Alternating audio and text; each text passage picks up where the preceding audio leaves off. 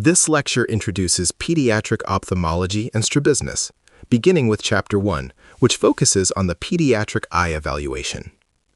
Pediatric ophthalmology is fundamentally different from adult eye care, not because the anatomy is unfamiliar, but because the patient cannot reliably tell you what they see.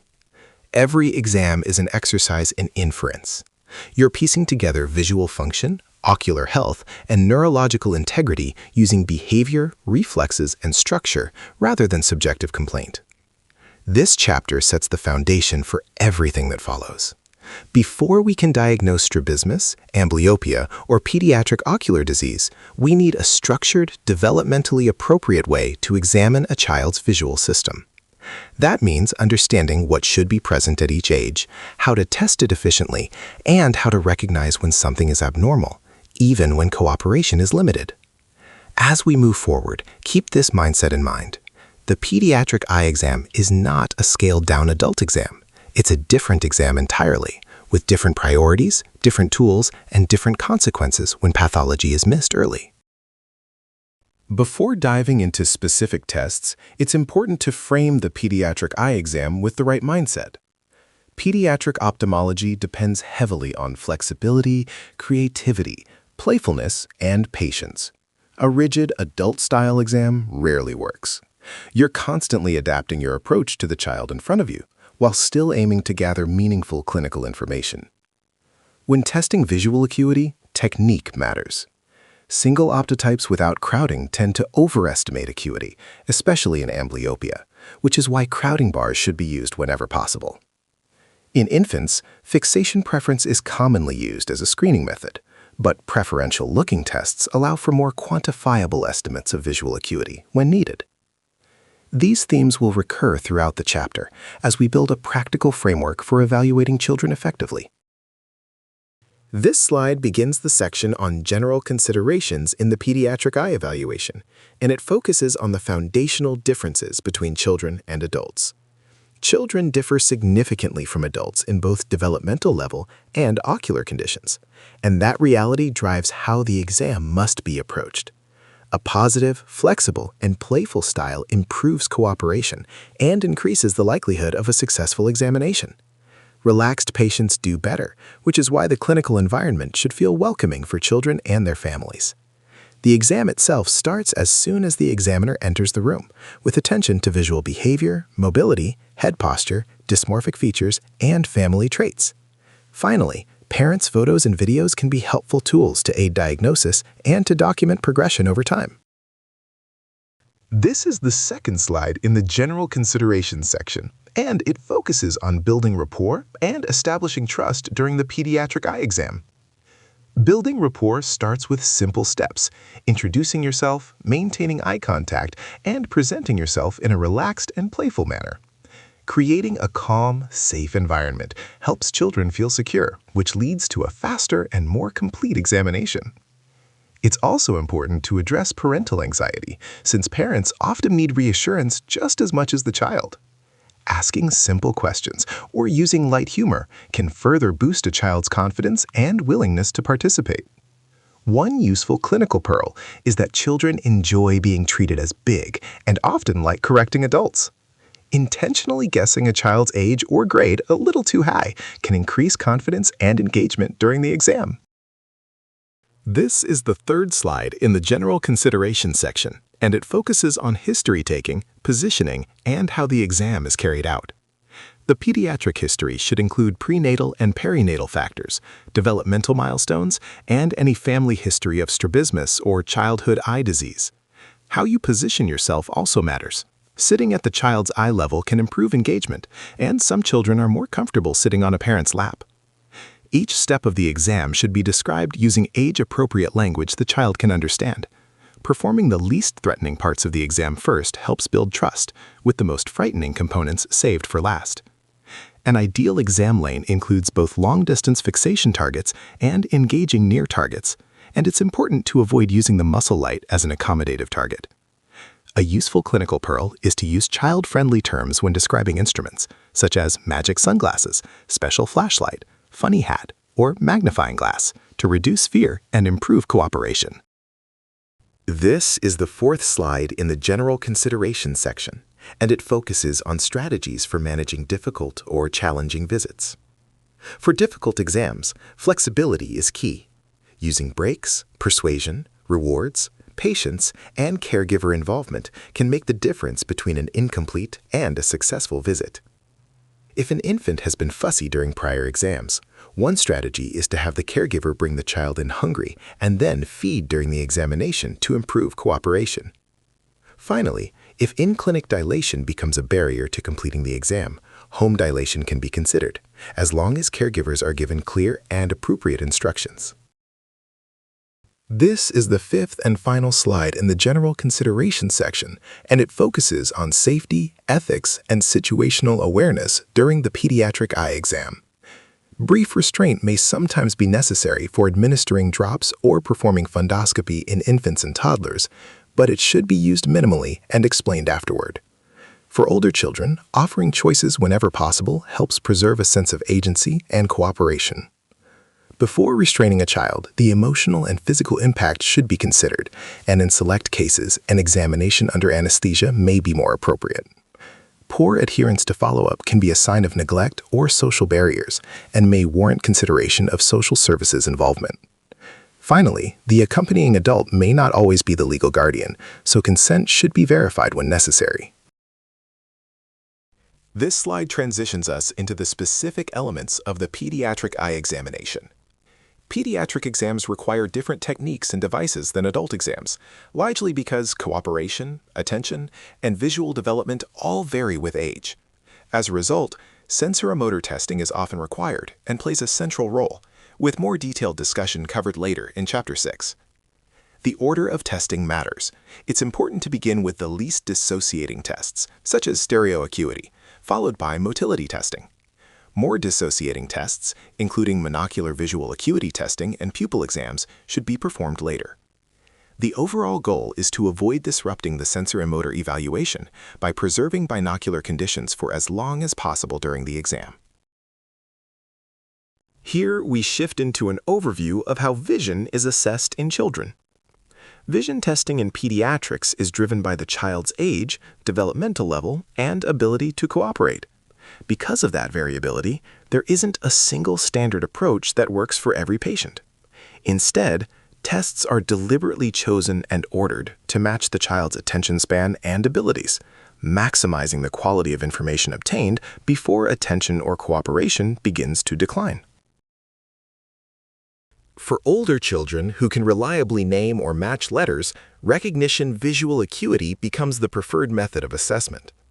Whenever possible, linear letter optotypes should be used.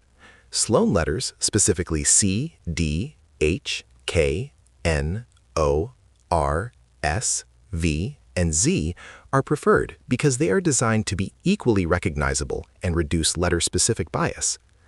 Optotypes on a line should be spaced so that the gap between letters is no greater than the width of the letters themselves, maintaining appropriate crowding. Computerized visual acuity systems can further improve reliability by randomizing optotype presentation and reducing memorization. In younger or pre-literate children, recognition acuity testing still applies, but the optotypes need to be adapted. Lia symbols or the four-letter HOTV set are commonly used in this group. Allen figures may also be used, though they are less standardized and can be influenced by cultural familiarity. Some children struggle with linear arrays and perform better when viewing single optotypes. In those cases, crowding bars around each optotype are recommended. Testing without crowding bars can underestimate acuity deficits, particularly in amblyopia. Accurate occlusion is also critical. Adhesive patches are the most reliable because they prevent peaking, while fogging occluders may be helpful in children with nystagmus. For children whose vision is worse than 2400, the testing distance can be reduced until the 2400 optotype is visible, and the numerator then reflects the actual testing distance, such as 5/400. This table provides normative data for monocular HOTV optotype recognition acuity in preschool children, and it's meant to help interpret visual acuity results in the context of age. As children get older, both mean visual acuity and threshold visual acuity improve in a predictable way. At around 2.5 years of age, the mean visual acuity is approximately 20/30, with a threshold of about 20/63. By age 3, the mean remains around 20/30, but the expected threshold improves to about 20/50. At age 4, mean visual acuity improves to roughly 20/25, with a threshold near 20/40. By age 5, most children with normal vision achieve a mean visual acuity of 20/20, with a threshold of approximately 20/32. The threshold values shown here represent the level of acuity that over 95% of children with normal vision are expected to achieve at each age, making this table a useful reference when deciding whether a measured acuity is developmentally appropriate or concerning. When thinking about how visual acuity is tested, the method itself can be just as important as the optotype. Matching cards are particularly useful for children who cannot or will not name optotypes. They allow testing in shy, anxious, or nonverbal children by shifting the task from verbalization to recognition and matching. Families can also be given optotype handouts ahead of time so children can practice recognition at home before the appointment, which often improves cooperation on the day of the exam. An effective strategy is to build early success. Starting with an optotype the child can easily identify, then saying something like, "That's too easy, let's try this one," helps build confidence and encourages participation. Throughout testing, using encouraging language and gradually increasing difficulty improves the reliability of the visual acuity measurement and helps maintain the child's attention from start to finish. As vision testing becomes more nuanced, how results are documented becomes just as important as how they're obtained. The specific test method must always be recorded, including the optotype used and whether acuity was measured with a linear presentation or single crowding bar optotypes. Different testing methods can produce different visual acuity results, so without clear documentation, comparisons over time become unreliable. This is especially critical during amblyopia treatment. If the testing method changes between visits, the child should be retested using the previously used method. Doing so ensures that any measured change reflects a true interval change in vision, rather than an artifact of switching testing techniques. In infants and toddlers who are too young for optotype testing, vision is assessed through fixation and following behavior. Each eye is tested separately while the fellow eye is occluded. If a child objects strongly when one eye is covered, that reaction can suggest a difference in visual acuity between the two eyes. During testing, the smallest target the child can reliably fixate on or track at a given distance can be recorded for each eye. Because children fatigue quickly, accommodative near targets should be rotated frequently. Using a one toy, one look approach helps maintain attention. Phones with photos or videos can also be effective near fixation targets and are often particularly engaging for young children. Here, we're focusing specifically on fixation preference testing in strabismic patients. In children with strabismus, fixation preference is assessed under binocular viewing conditions and gives insight into the degree of suppression. The first step is to determine the dominant eye by observing which eye the child naturally prefers to fixate with when both eyes are open. Once the preferred eye is identified, the next step is to assess how well fixation is maintained with the non-preferred eye. This helps determine the strength and stability of fixation and provides indirect information about inter-eye visual function in patients who are too young for formal acuity testing. Here, we're focusing on fixation preference testing in orthotropic patients, where eye alignment is normal and preference isn't obvious on casual observation. In these patients, fixation preference is assessed using the induced tropia test, which typically involves placing a 10 to 20 prism diopter base-down prism in front of one eye. The goal is to force the visual system to choose which eye will take up fixation. When the prism is placed over the right eye, an upward shift indicates right eye preference. If there is no shift, that suggests left eye preference, and in some cases the child may alternate fixation. The test is then repeated over the left eye, and consistent responses across both conditions indicate a true fixation preference. For learners who want to see this performed in detail, a comprehensive example of the induced tropia test is available through the American Academy of Ophthalmology and is linked on the slide.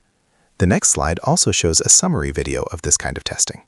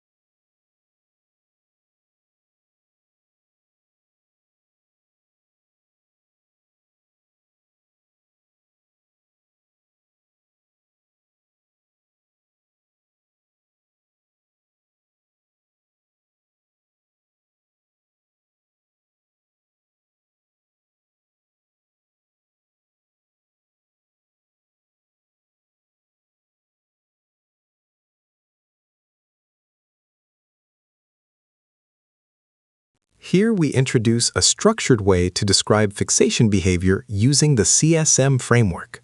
Fixation behavior and fixation preference can be summarized using CSM, which stands for central, steady, and maintained. Each component captures a different aspect of fixation quality. Central versus non-central describes where fixation is occurring and is assessed monocularly. Steady versus non-steady reflects whether fixation is stable or disrupted by nystagmus. Maintained versus not maintained is assessed under binocular viewing and describes whether fixation can be held when the fellow eye is uncovered. Using CSM notation provides a concise, standardized way to communicate fixation quality, especially in patients who are too young for formal visual acuity testing. Here, we're laying out an overview of how fixation preference is graded. At one end of the spectrum is no fixation preference. In this situation, the child alternates fixation between eyes or shows no consistent preference, and the CSM finding alternates. On induced tropia testing, the child consistently prefers the eye without the prism. A weak fixation preference means the child can maintain fixation with the non-preferred eye for more than 3 seconds during binocular viewing. In this case, fixation is generally well maintained, and CSM may be documented as preferring right or left, or as CSM through a blink.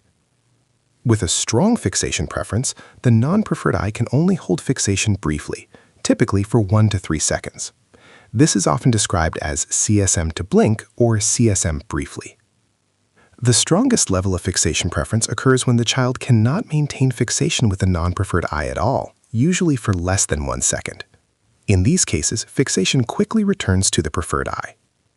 When describing monocular fixation quality, additional detail can be added. Fixation may be central and steady, central but unsteady, or eccentric and unsteady, and these descriptors are reflected in the specific CSM notation used. Interpreting fixation preference requires some nuance. A strong fixation preference increases the likelihood of amblyopia compared with weak or absent preference, but it does not, by itself, confirm the diagnosis. Fixation preference is a risk indicator, not a definitive test. At the same time, weak or absent fixation preference does not exclude amblyopia. Children may still have amblyopia despite alternating fixation or minimal preference, particularly in early or subtle cases. For that reason, fixation preference should always be interpreted in context, alongside the rest of the clinical exam, rather than used in isolation to make or rule out the diagnosis. For infants and very young children who can't perform optotype testing, it's still possible to obtain a quantitative assessment of vision using preferential looking tests. These tests rely on forced choice preferential looking, using tools such as Teller Acuity Cards 2, which use black and white gradings, or the Cardiff Acuity Test, which uses vanishing optotypes. In each case, a pattern stimulus is presented on one side, while a gray field of equal luminance is shown on the other.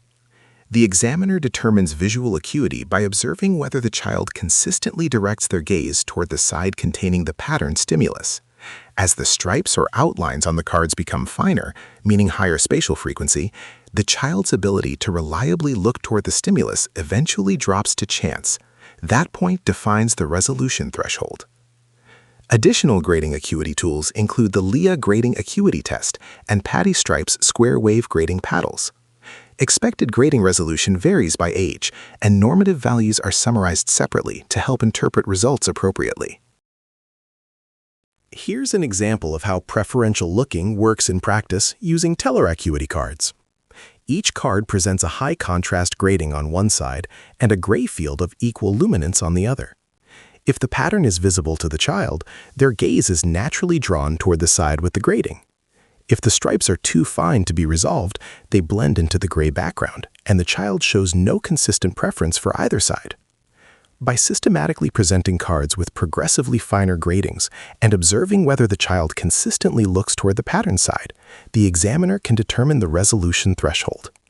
This provides an estimate of visual acuity in pre-verbal children based entirely on observed behavior rather than verbal responses. The next slide shows this example in a video format.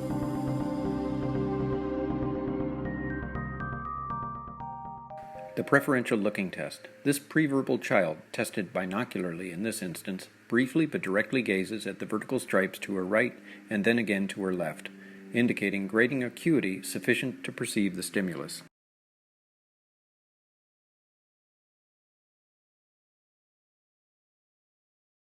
This table provides age-based normative data for grading resolution acuity measured with forced choice preferential looking using teller acuity carts.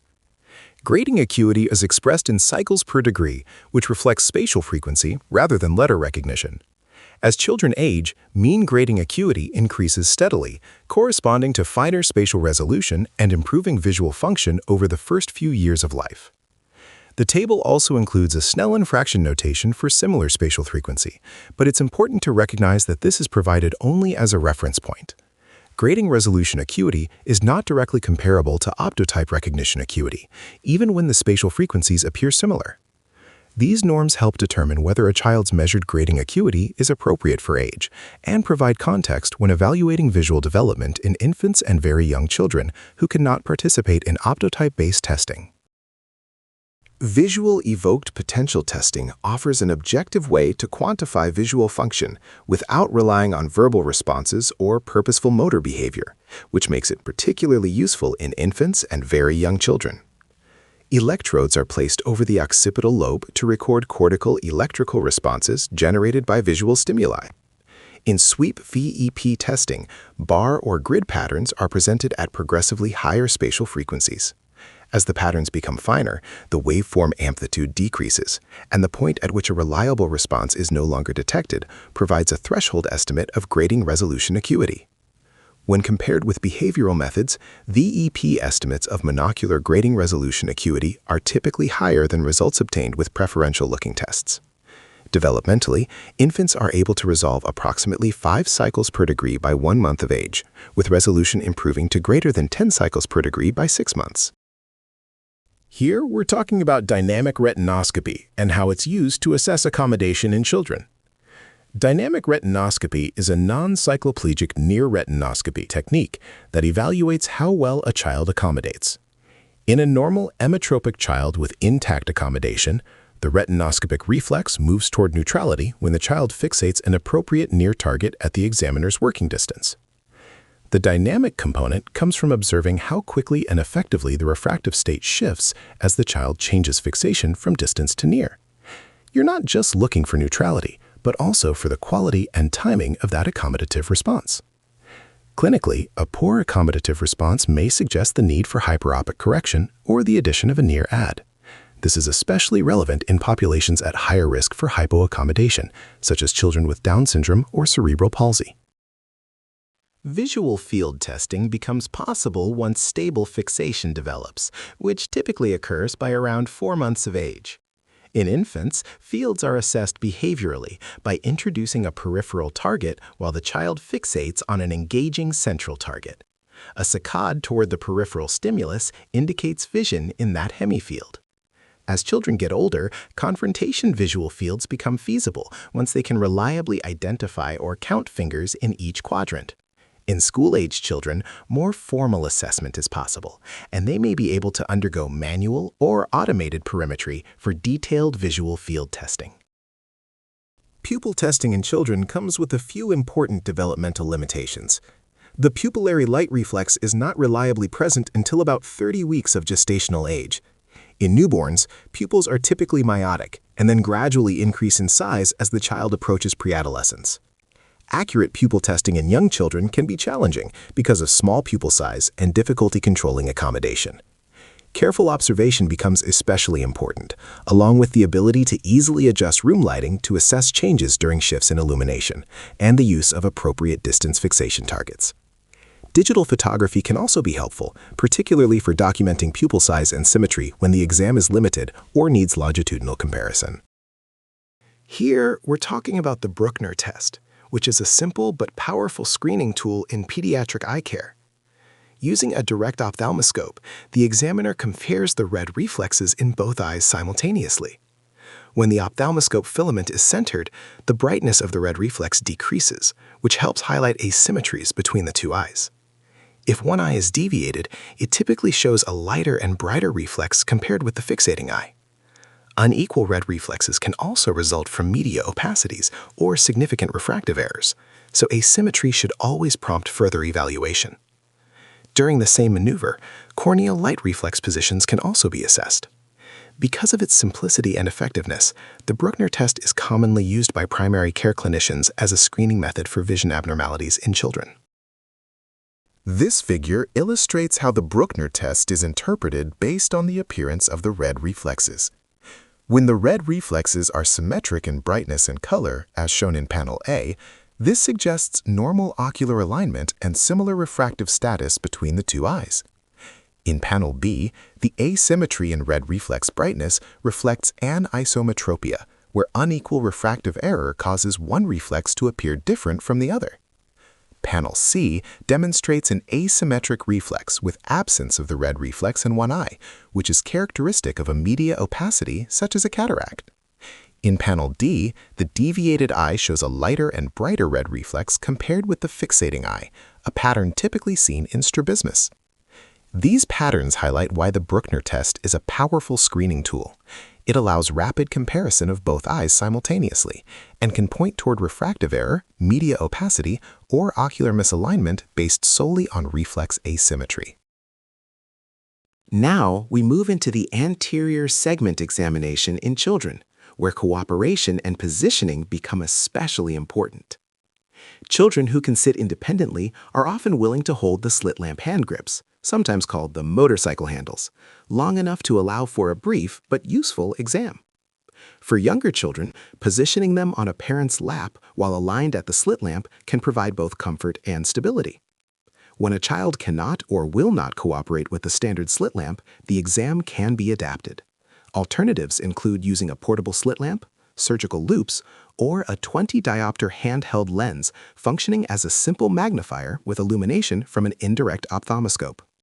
The goal is to remain flexible while still obtaining an adequate assessment of the anterior segment.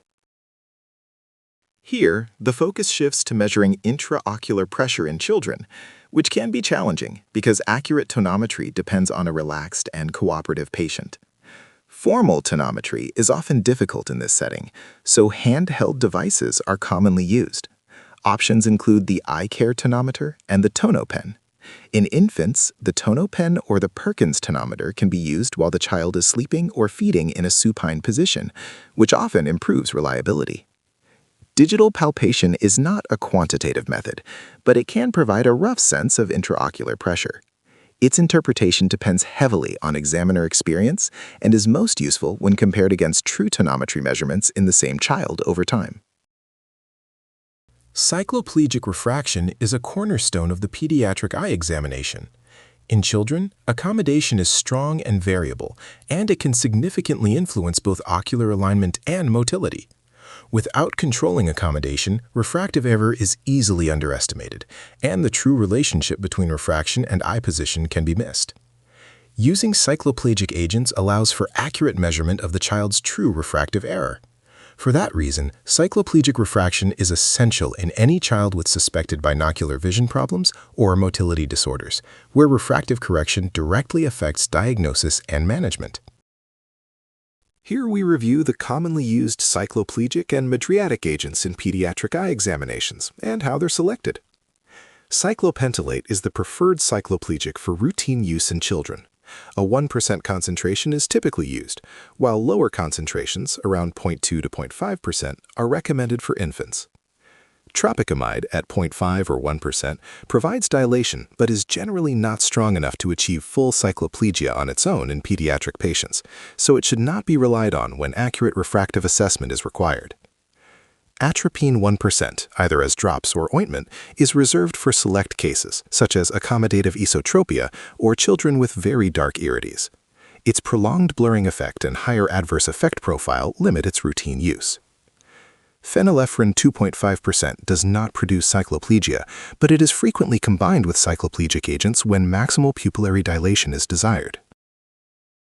Here, the focus is on practical nuances of cycloplegia in children.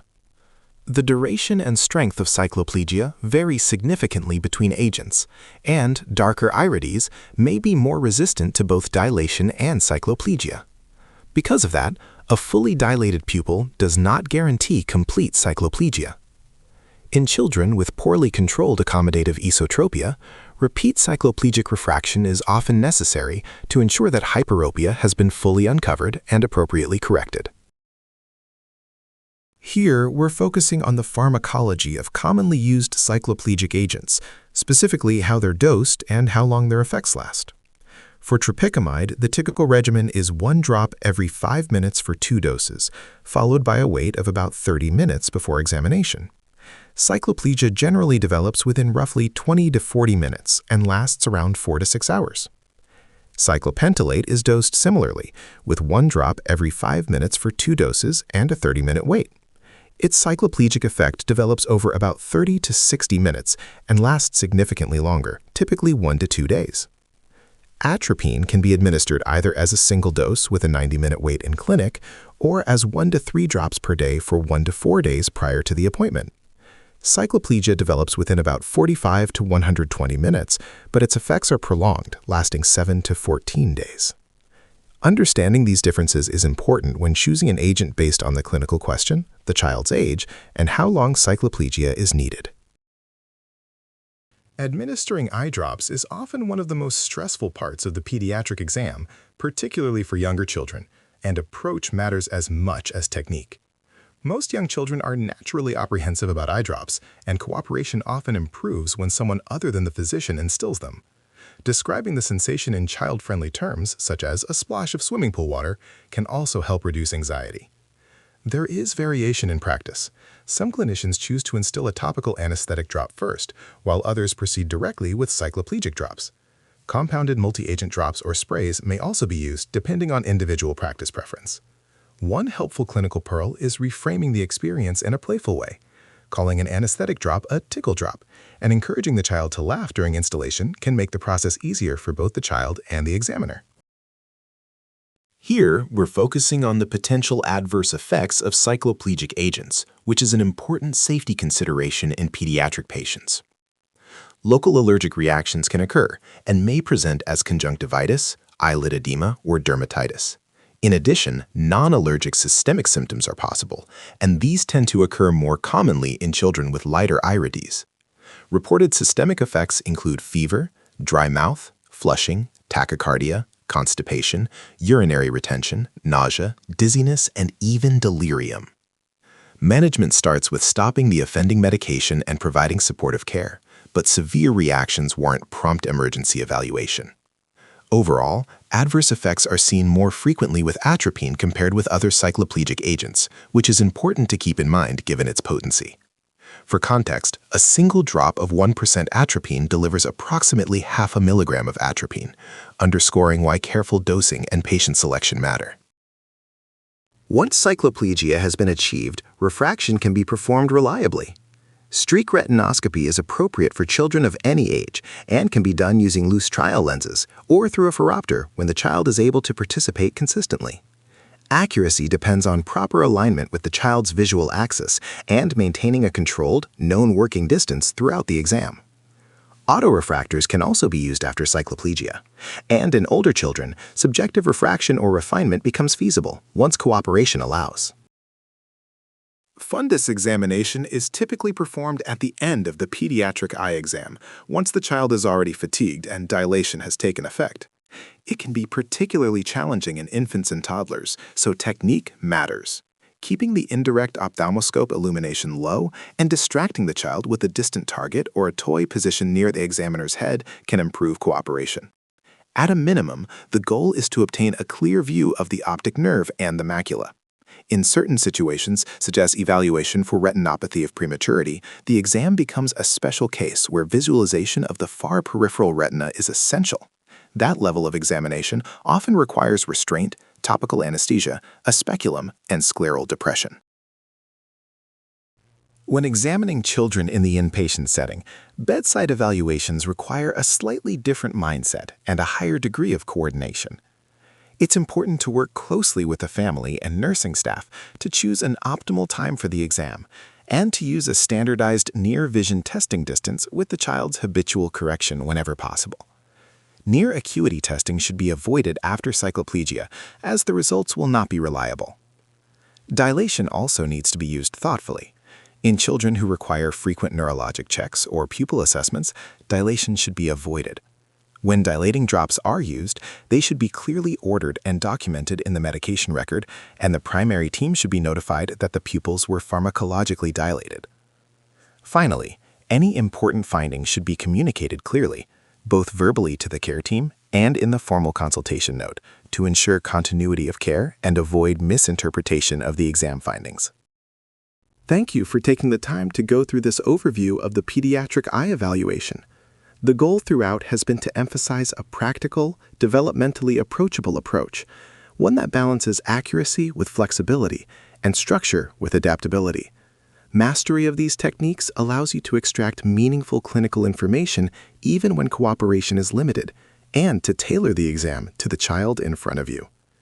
As you move forward, these principles will continue to underpin how you evaluate vision, alignment, and ocular health in children across all settings.